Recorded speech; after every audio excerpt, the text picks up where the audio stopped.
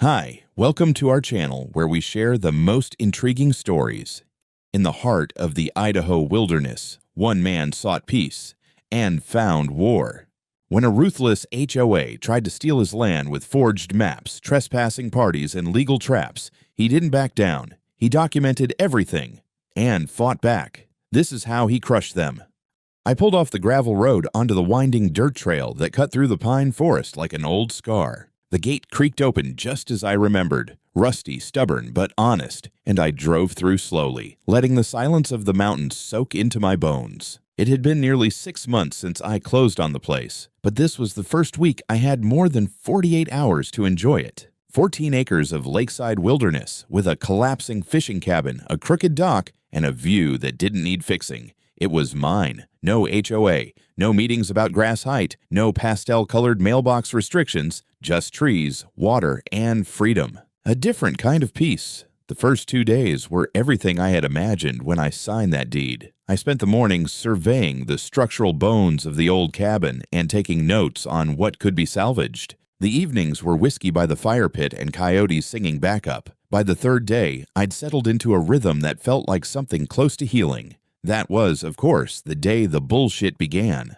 I came down to the dock around 10 in the morning, coffee in one hand, toolbox in the other, ready to check the rot under the planks. What I found instead were 2 beach towels flapping in the breeze like flags of occupation. A pair of cheap plastic flip-flops sat neatly beside an open soda can, and nearby, this part really made me laugh, someone had hammered a laminated sign into one of my dock posts. It read, "Shared access for residents of Woodhaven HOA.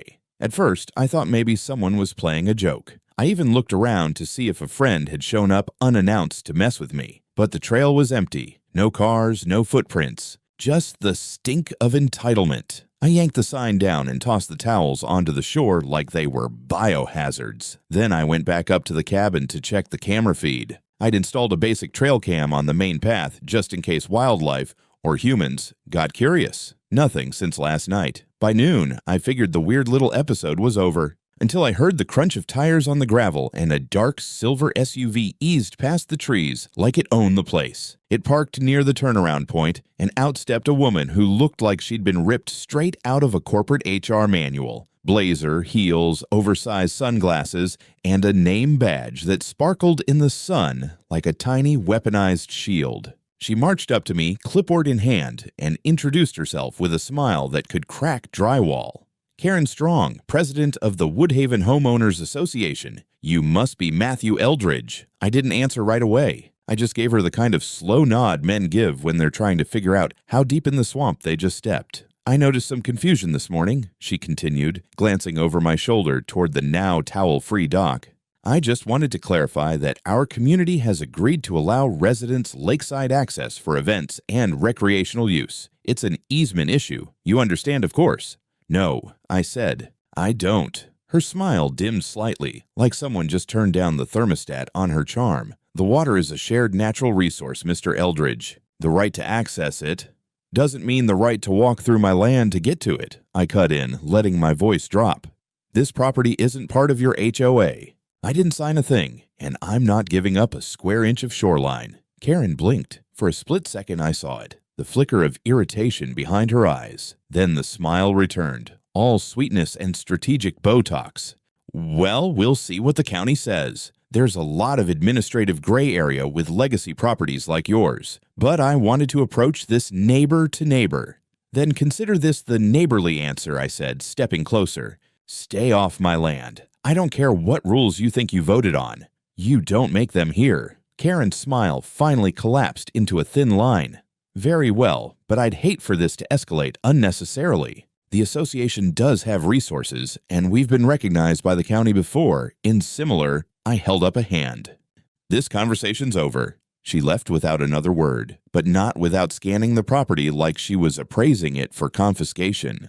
I watched her SUV disappear through the trees and stood there for a long moment afterward, heart rate steady, breath slow. I'd spent years engineering complex systems in combat zones, mapping tunnels, detecting sabotage, building walls that couldn't be breached. What I'd just encountered wasn't a skirmish. It was a probe, and something told me the next move wasn't going to be nearly as polite. The next morning started with a sound I didn't recognize, something between a bark and a shout. I stepped out of the cabin with my coffee and froze when I saw a teenage boy in swim trunks sprinting past my fire pit, followed by a shaggy golden retriever who clearly thought this was some kind of game. Behind them, another kid, maybe 16, stood at the edge of the dock, already knee-deep in the lake, yelling something about the water being cold as balls. I didn't recognize any of them. I walked down slowly, boots crunching over gravel and pine needles, and the moment the kid with the dog noticed me, he froze like a raccoon caught stealing chicken eggs. "Hey," I called out, not bothering to raise my voice. "This somebody's idea of a field trip?" The taller one in the water looked over his shoulder, squinting. "Karen said it was cool. She has the key." I blinked. "What key?" "The gate. The one by the trail. She unlocked it last week." I didn't answer. I turned, walked back up to the cabin, unlocked the supply shed, and pulled out a bolt cutter and a brand new padlock from the hardware run I'd done yesterday. Then I grabbed my Trailcam's SD card, plugged it into my laptop, and fast-forwarded through the feed. At 2 in the morning, 2 days ago, headlights, a car I didn't recognize. A woman in a light jacket, looked like Karen, walked up to the old steel gate, fiddled with it, and popped it open. That same morning, the latch had been twisted and bent out of shape. I'd chalked it up to rust. Now I had a timestamp and a face. By noon, the kids were gone, probably spooked by my silence. I replaced the busted lock with a heavy-duty commercial one and mounted a second camera facing the trail from a high branch. I installed 2 new signs, both laminated and screwed into posts. Private property, no trespassing, not affiliated with Woodhaven HOA. I then sat down and typed up a formal cease and desist letter addressed to the HOA and to Karen personally, citing unlawful entry, unauthorized use of private property, and criminal trespassing under Idaho Code Title 18. I printed it, signed it, and drove it into town to send via certified mail with delivery confirmation. That should have been the end of it. But HOA types like Karen, they treat escalation like an Olympic sport. 2 days later, I received an envelope in the mail. Not from Karen. This one had the letterhead of the Woodhaven Homeowners Association, complete with an official-looking watermark of a pine tree and a lake. I guess that's what they think branding looks like. Inside was a typed double-spaced letter from a legal firm out of Boise, claiming that, as per the administrative resolutions of the HOA board and its recognized advisory authority, the shoreline area adjacent to my property had historically been used as a shared recreational access zone, and that continued obstruction may constitute a violation of community standards subject to enforcement. I read the damn thing 3 times, trying not to laugh. Obstruction, community standards. I lived off a forest road half a mile from their nearest street. The only thing separating us was the fact that I had paperwork, and they had entitlement. I forwarded the letter to my attorney, a no-bullshit woman named Cheryl, who once successfully sued a real estate developer for burying construction waste under a children's park. She called me 30 minutes later and said, "This is garbage. Their HOA has no jurisdiction over your land, but if they're willing to pretend they do on paper, I wouldn't be surprised if they try something more aggressive." She was right. That Saturday, I caught movement on my cameras around 7 in the morning. A man in cargo shorts and a fishing vest had parked near the trail gate. No idea how he got the code, and was walking down with a little boy, tackle box in hand. I intercepted them politely and explained that the dock wasn't open to the public. "But Karen said," he began. "Karen doesn't own this land," I said. "I do."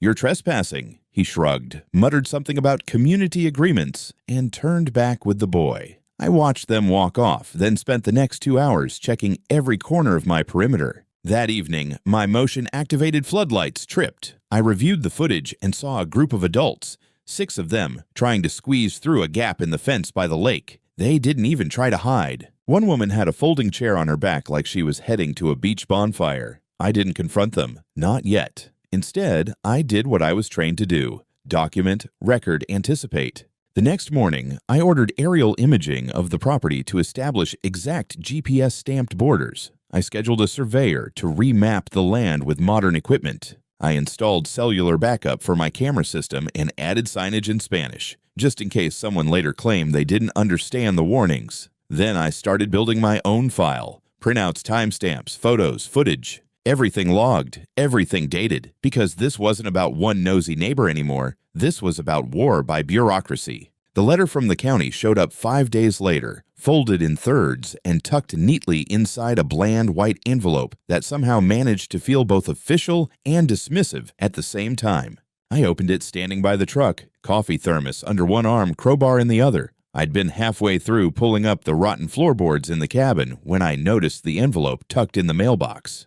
The first thing that caught my eye was the phrase, "Notice of Parcel Review and Adjustment Request." My gut twisted. According to the document, an application had been submitted to the Valley County Land Services Office requesting a reassessment of my parcel boundaries. The claim, that a portion of my property, specifically the waterfront strip between my dock and the tree line, was part of a community green space historically designated for public recreation by none other than the Woodhaven Homeowners Association. I stood there in the crisp mountain air, paper trembling slightly in my hand, and realized they weren't just pushing with words anymore. They were coming for the land itself. I didn't wait. I threw the paper on the passenger seat, drove straight into Cascade, and walked into the Land Services office like I owned the building.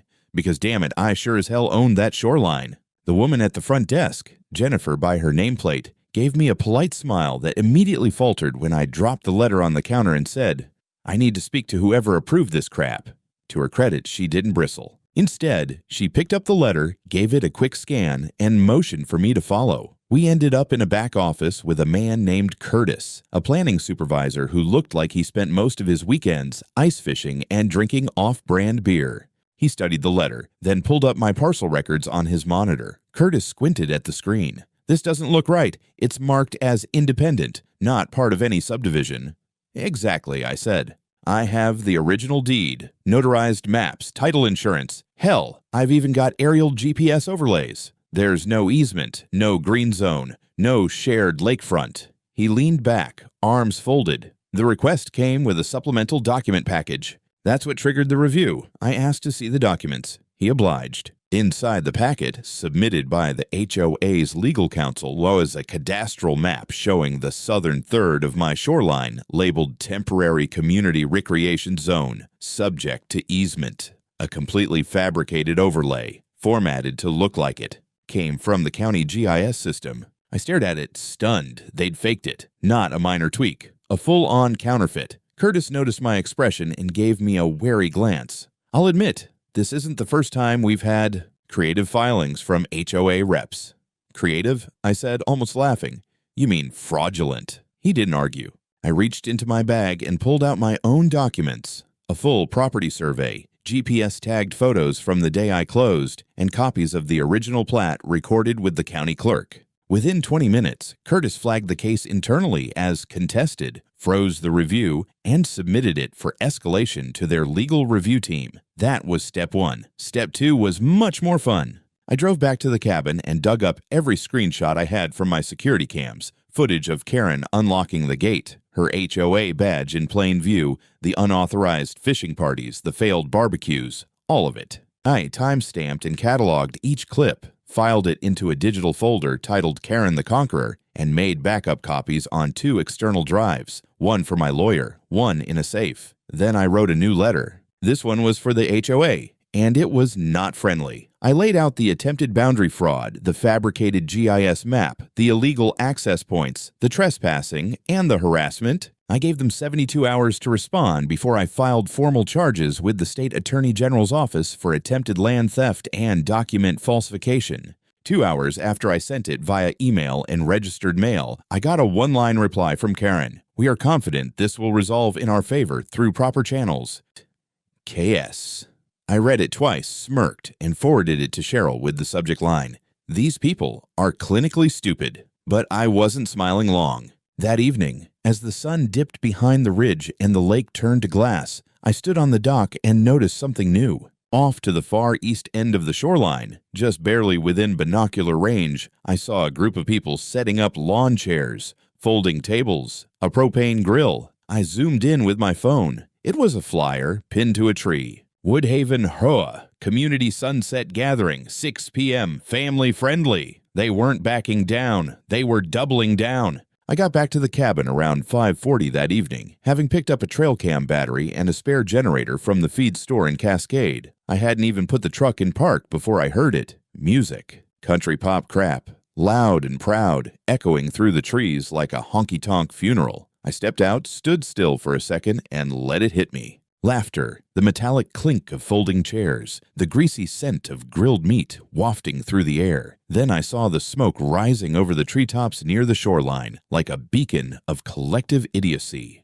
I jogged down the slope toward the lake, already knowing what I'd find. And, sure enough, there they were. At least 30 people spread out along my waterfront. Some were swimming. Others lounged in cheap plastic chairs with HOA branded koozies around their beers. A couple of kids had set up a slip and slide right over my drainage path. One man in flip-flops was pissing behind a tree with all the grace of a drunken raccoon. And smack in the middle of it all stood a collapsible buffet table loaded with crockpots and store-bought potato salad. At the head of it, Karen, in a pastel blouse and white jeans, standing beneath a banner strung between two lodge poles that read, Woodhaven Ho, Sunset Social, Our Lake, Our Right. It hit me like a punch to the face. The audacity wasn't even surprising anymore. It was mathematical. Escalate, provoke, document, push. They weren't just testing me. They were trying to break me. I didn't say a word. I pulled out my phone, hit record, and started walking the perimeter. Every face, every plate, every lawn chair. I made sure to get Karen in frame while she chatted with a man holding a clipboard, probably taking names for their next fake community vote. She noticed me and smiled like a rattlesnake wearing lipstick. "Oh, Matt," she called out, waving a plastic cup like we were at a neighborhood barbecue.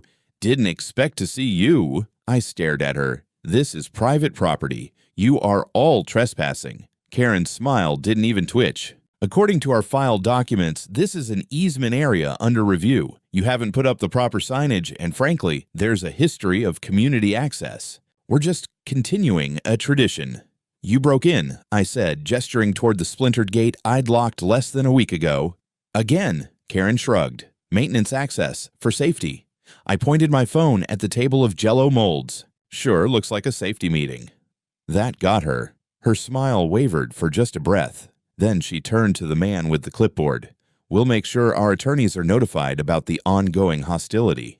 I didn't answer. I just turned and walked back to the cabin, pulse steady, recording the whole way. Then I called the sheriff's department. By the time Deputy Halverson arrived, about 40 minutes later, the sun had dipped behind the trees, but the party was still going. He was a big guy, quiet voice, and he looked more tired than anything when I met him at the gate. I explained everything, showed him the deed, the footage, the certified letters, told him about the forged map submitted to the county, gave him the names of my lawyer, my surveyor, my notary. Halvorsen nodded slowly, scratching something into a notepad. Then he said the one thing I didn't want to hear. "They say it's a disputed area. There's a filing in process, so we're technically not authorized to remove anyone unless there's a clear and present threat. You also don't have visible state-compliant signage posted. Just homemade stuff. You're telling me a mob can throw a goddamn party on my land because I didn't buy the right size font?" He raised a hand. "Not saying it's fair. Just that if they tell the court you've historically permitted access, it muddies things. Best bet? Document everything. File for a protective order. Push it through the courts." I clenched my jaw, nodded. Then I asked the question I already knew the answer to. "Did Karen call you ahead of time?" He didn't respond. That night, I didn't sleep. I backed up every second of footage, renamed files, labeled every face I could identify. Then I called Cheryl and said 3 words. "We're suing them." She didn't even hesitate. "Already drafting the paperwork." I ordered aerial imaging from a private drone service, marked tree lines, trash left behind, new tire tracks. I took soil samples where they dumped charcoal ash. I filed a complaint with the Department of Environmental Quality for unpermitted activity near a waterway. Then I printed one more sign and staked it in the ground at the top of the trailhead. "Trespassers will be prosecuted. This is not HOA land, bring a lawyer, because if they wanted war, fine. I'd been trained for worse." I arrived back at the property late Thursday afternoon, after 3 days in Boise, dealing with the lawyer, the drone footage, and a very expensive conversation with a topographic surveyor who liked to talk about fishing more than property lines. I was tired. I was cranky. I was not prepared for what I saw when I turned off the forest road and reached the entry gate. Concrete blocks, not just 1 or 2. 6 of them, each the size of a chest freezer, stacked across the entrance like some sadistic game of HOA Jenga. Spray-painted across the makeshift barricade in aggressive red letters were the words, "Social access can't be banned." I sat there in my truck for a full minute, engine idling, hands gripping the wheel hard enough to make the leather groan. My first thought, they were trying to trap me on a legal technicality. My second, Karen had officially lost her goddamn mind. I backed up, killed the engine, and walked up to inspect the setup. The blocks weren't dumped at random. They were laid down with intent, staggered and interlocked like someone had watched a YouTube tutorial on how to build a petty dictatorship. There were tire tracks in the dirt and the faint scent of diesel hung in the air. Somebody had dropped these here within the last 24 hours. I checked my cameras. Sure enough, time-stamped footage from the day before. A white HOA utility truck rolled in around 4:12 p.m., reversed into position, and 3 men in matching branded polos, one of them clearly the groundskeeper I'd seen at Karen's last social, unloaded the blocks using a rented skid steer. The camera caught it all in high resolution. Faces, license plates, even the moment one of them stepped back and admired their handiwork with a thumbs up. I smiled. For the first time in weeks, I smiled. I called Cheryl. "This better be a joke," she said. "Nope, they've escalated to full medieval warfare. Concrete barricades, tagged up like a Banksy tribute to HOA psychosis. All caught on tape." There was a pause. "Then, get a contractor with a flatbed and a forklift, film everything. We're adding property obstruction and vandalism to the suit."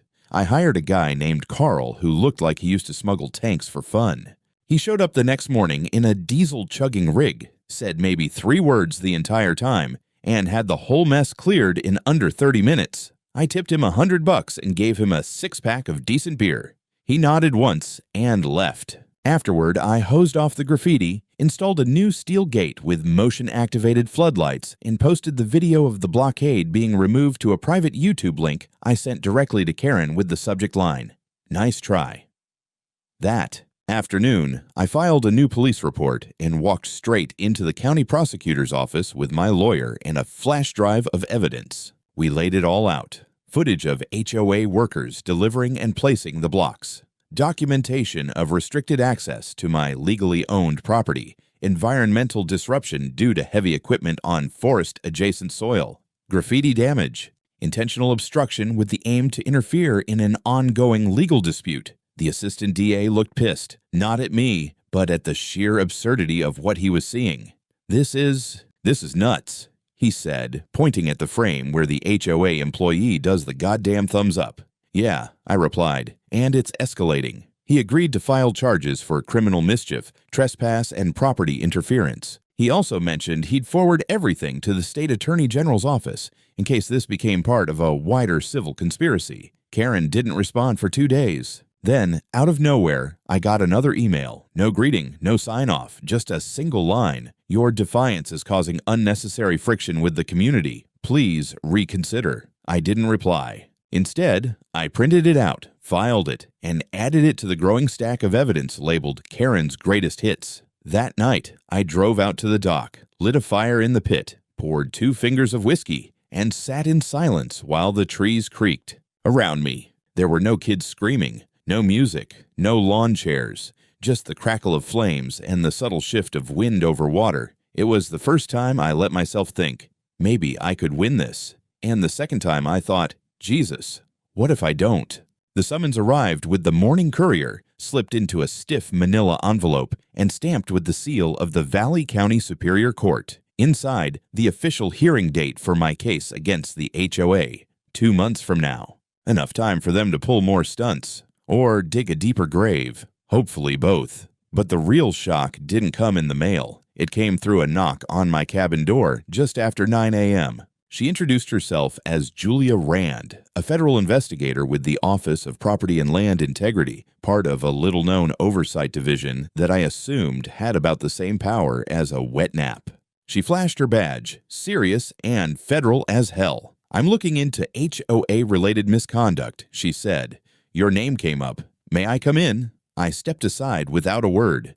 Julia didn't sit. She stood with a military stillness, eyes scanning the maps, documents, and evidence I had pinned across my living room walls like I was planning a hostile takeover of suburban America. To be fair, I kind of was. "I've been following the filings from Woodhaven HOA," she said. "The fake cadastral submission, the concrete obstruction, the community event posted as a right of shared use. It all fits a pattern."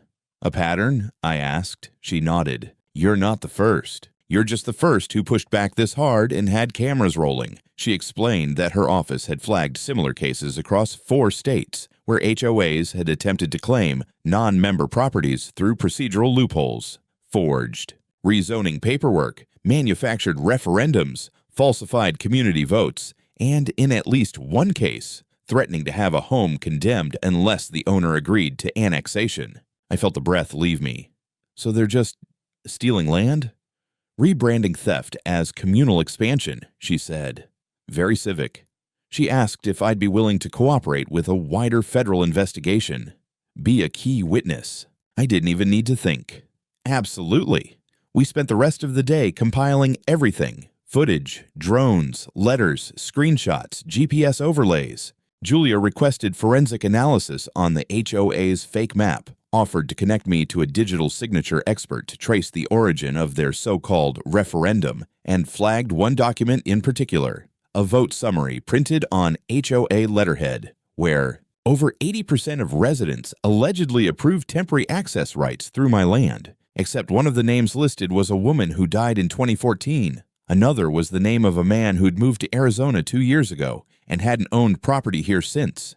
And the kicker: there was my name printed near the bottom under approved via implied consent due to non-response. Julia took a photo of it and actually muttered "Jesus Christ" under her breath. I decided it was time to go nuclear. The local Channel 8 had reached out weeks ago, offering airtime if I wanted to speak my truth. I'd ignored it then, but now, armed with fake votes, a federal agent, and righteous fury, I called them back. 2 days later, I walked into their station with Julia standing beside me and a flash drive in my pocket. We weren't subtle. The segment was broadcast live at 6 p.m. I laid it all out: the land, the faked maps, the trespassing, the party, the graffiti, the concrete blockade. Then I dropped the bomb: the fake HOA referendum, complete with screenshots of forged names and my own signature forged by proxy. Julia confirmed on camera that her office had opened a multi-state investigation into coordinated HOA land grabs and that Woodhaven was under active federal scrutiny.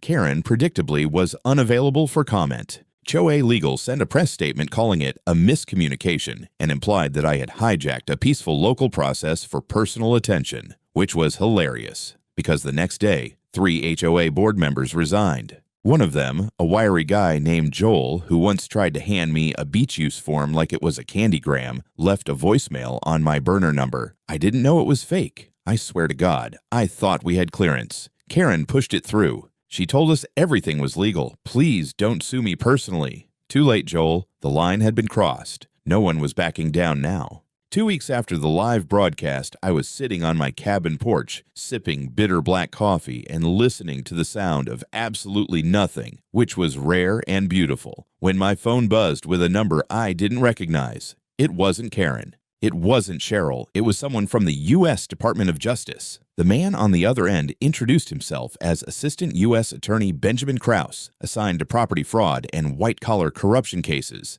He didn't waste time on pleasantries. "We've been briefed by Agent Rand. Based on the pattern, your case is becoming the centerpiece of a federal civil conspiracy investigation. I'll be handling the interstate coordination." I just said, "About damn time." What followed was a flurry of subpoenas, forensic audits, and witness interviews. Turns out Woodhaven wasn't a rogue HOA. It was a spoke on a much bigger wheel. Karen and her cronies had attended multiple regional planning summits hosted by a corporate lobbying group pushing for HOA zoning authority expansions under the guise of community resilience. Julia was right. My land was never the target alone. It was part of a nationwide playbook. Within days, federal agents raided the HOA's main office, seizing computers, paper records, and internal communications. Multiple laptops were found containing versions of template referendums, fake plat overlays, and even a manual titled Community Leverage Tactics: Expanding Borders Legally, authored by some HOA consultant in Texas who is now very likely sweating through his polyester suit. Then came the arrest. Karen Strong, president of the HOA, was detained during a scheduled wellness seminar she was giving at a retirement village, ironically titled Boundaries, Knowing Yours, and Enforcing Them. She was charged with wire fraud, document forgery, conspiracy to defraud property owners, and obstruction of federal investigation. Bail was set at $750,000, which her lawyer immediately tried, and failed, to reduce. She was remanded pending trial. The fallout? Spectacular. Once the story hit national news, every outlet from ProPublica to Fox ran exposés on aggressive HOAs abusing obscure legal loopholes to steal or annex land from independent property owners. I was asked to appear on a panel about rural sovereignty and suburban overreach. I declined. I'm not a talking head. I'm a guy with a dock and a bad temper. Back in Woodhaven, things went nuclear. HOA members demanded refunds. A class action suit formed against the board. 70% of dues-paying residents petitioned to dissolve the association entirely. The remaining 30% probably still think Karen did nothing wrong. One morning, I got a knock at the door. I opened it to find a different sheriff's deputy, this one young and visibly nervous, holding a small envelope. Inside, a court-ordered notification that I had been officially cleared of all encumbrance, dispute, or easement claims. Not that it mattered. My land had never been theirs to touch, but now it was written in the ink of federal law. That night, I took the folder, the documents, and one last printout of the forged community referendum and burned them in the fire pit. Let the smoke carry it all away. Let the ashes settle where those bastards once tried to pitch lawn chairs. A few days later, I got a final email from Joel, the same HOA board member who'd left the voicemail weeks earlier. Subject line, sorry, no body text, no plea for leniency, just that. I didn't respond. Instead, I forwarded the email to Julia. She'd need it for her files. The land is quiet now. Not silent, never silent, but the kind of quiet that breathes with the wind in the pines and the low rustle of water against the dock. The kind of quiet that says, you made it through. It's been 4 months since Karen skipped her court date and disappeared. Word is she fled the state using a rental car registered under her sister's name. The U.S. Marshals issued a warrant within a week. Last I heard, they think she's somewhere in Oregon, hiding under a different haircut and a new name. Not my problem anymore. After the trial, after the headlines died down, after the feds packed up their files and left, I finally did what I had been planning since day one. I put the land to use. I signed a contract with a sustainable tourism company that offers guided nature retreats, kayaking, hiking, birdwatching, the works. They operate under strict terms, limited access, seasonal permits, zero tolerance for HOA-style bullshit. I'm on site for every group. I don't hide in the cabin. I greet every van with a handshake, a waiver form, and a warning. This land is private. It was taken once on paper. It won't be taken again. The gate is now a 12-foot steel barrier with facial recognition. I installed motion-triggered lights, cameras, and a backup generator system that could power a crime lab. Not because I'm paranoid. I'm just done playing defense. At the trailhead, I mounted a new sign, bigger this time, reflective military-grade polymer bolted to a concrete foundation. It reads, Private property. HOA not invited trespassers will be prosecuted or humiliated on camera. Yeah, I added that last line for flavor. As for the Woodhaven HOA, it doesn't exist anymore. After Karen vanished and the board imploded, the state revoked its legal status. What's left is a confused cluster of homes full of pissed-off residents, some of whom are suing each other for fees paid during Karen's reign of idiocy. There's talk of forming a neighborly council, but no one's rushing to step up. Can't imagine why. Joel. Remember Joel, the clipboard guy? He wrote again. This time, he asked if I'd consider speaking at a town hall about property rights awareness. I replied with a photo of my middle finger taken in front of my freshly paved driveway. Cheryl, my lawyer, says the case is now referenced in real estate law seminars under unlawful HOA expansion tactics. She framed the court decision and sent me a copy. I nailed it to the inside of the outhouse door. Julia Rand got promoted, some senior federal task force now. We talk once in a while. She says my case helped push a new bill through Congress, one that limits HOA jurisdiction and demands external audits of referendums and property filings in non-member zones. They call it the Eldridge Clause. Cute. Sometimes I think about how close they came, how easily they could have gotten away with it if I'd just been a little more tired, a little less stubborn, if I hadn't had cameras, or a lawyer, or a backbone. But I did. And now, every time I sit on my dock, watch the sun rise over my lake, and sip coffee with no HOA anywhere within screaming distance, I remember exactly why I fought. Because freedom isn't a passive state, it's a damn full-time job.